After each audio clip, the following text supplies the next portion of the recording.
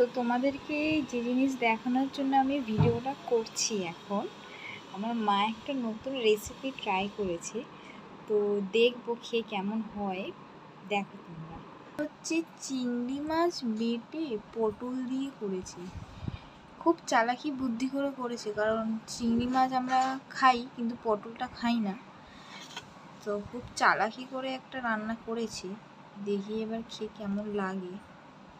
Actually আমার বাবা আমি পটলটা খেতে ভালোবাসি না, তো দেখি কেমন হয়েছে রান্নাটা।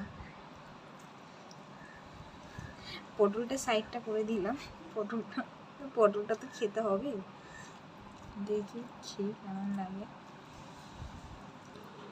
সুন্দর হয়েছে রান্না, আর মা এমনি তো রান্নাটা ভালো করে,